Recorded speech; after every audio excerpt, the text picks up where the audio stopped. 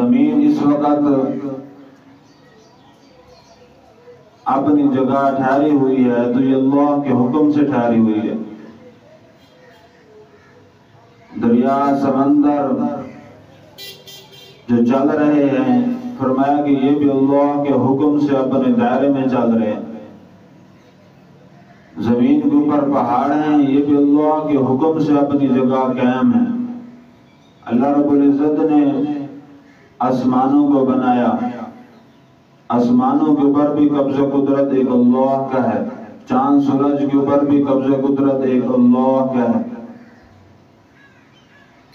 اللہ جل جلالہ کا حکم ہوتا ہے تو سورج طلوع ہوتا ہے، اللہ کا حکم ہوتا ہے تو سورج غروب ہوتا ہے.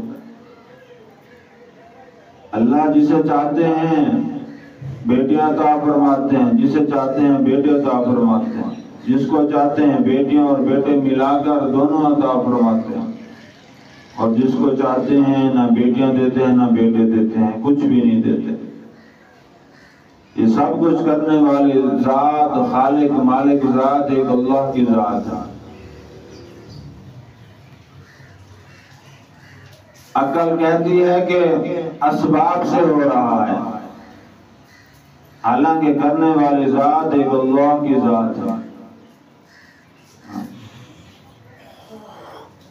کسان زمین کے اوپر محنت کرتا ہے اور یہ گمان کرتا ہے کہ میری محنت کی وجہ سے یہ فصل اگی ہے، حالانکہ فصل اگانے والی ذات ایک اللہ کی ذات ہے.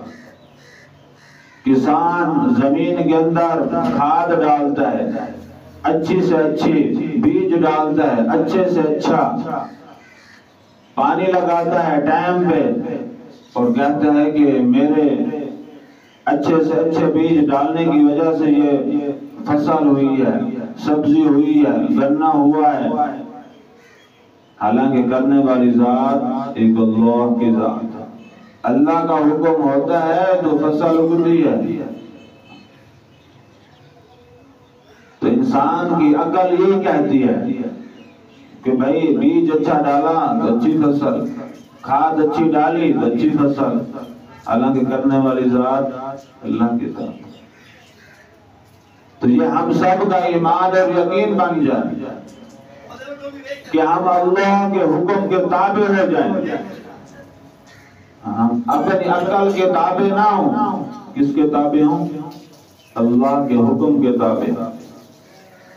اپنے عقل کے تابع داری کر کر کر کر کے ہم ذلیل و رسوا ہو چکے ہیں. اپنی خواہشات کی تابع داری کر کر کر کے ذلیل و رسوا ہو چکے ہیں. اگر ہم اپنی عقل کو، اپنے ذہن کو، دل و دماغ کو اللہ کے حکم کے تابع کر دیں تو میرے محترم یہ دوستو بزرگوں، دنیا کے اندر بھی کامیابی، آخرت کے اندر بھی کامیابی ہے. انسان کہتا ہے کہ اسباب سے ہوتا ہے تو مال سے ہوتا ہے. مال ہے تو سب کچھ ہے، اسباب ہیں تو سب کچھ ہیں. مال اسباب نہیں تو کچھ بھی نہیں. میرے محترم بھائیو، اللہ رب العزت نے بغیر مال کے، بغیر اسباب کے، بغیر نقشے کے اور تنہا اس کائنات کو وجود عطا فرمایا.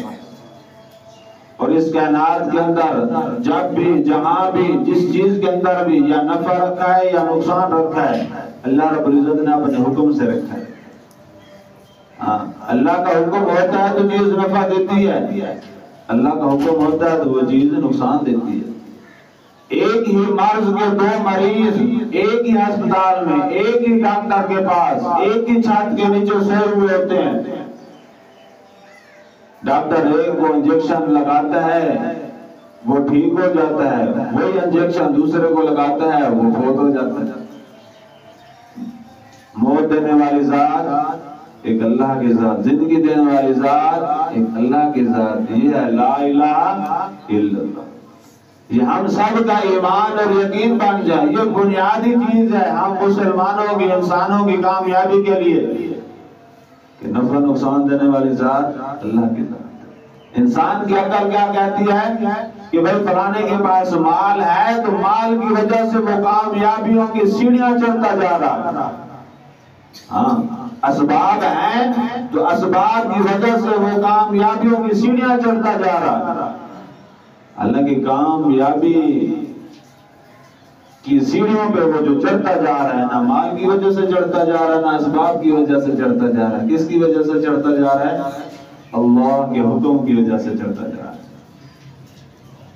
ہاں، نہ انسان اپنے بازو کی وجہ سے کامیاب ہوتا ہے، نہ اپنے جاہ و جلال کی وجہ سے کامیاب ہوتا ہے، اللہ کے حکم کی وجہ سے کامیاب ہوتا ہے۔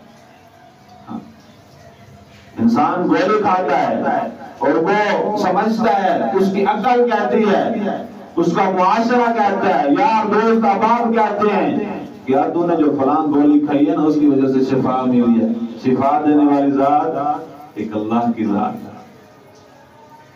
یہ ہم سب کا ایمان اور یقین بن جائے اور ہم اپنی عقل کو، اپنے ذہن کو، اپنے دل کو اللہ کے حکم کے تابع کر دیں، تب جا کر ہم دنیا کے اندر بھی کامیاب ہوں گے، آخرت کے اندر بھی کامیاب ہوں گے۔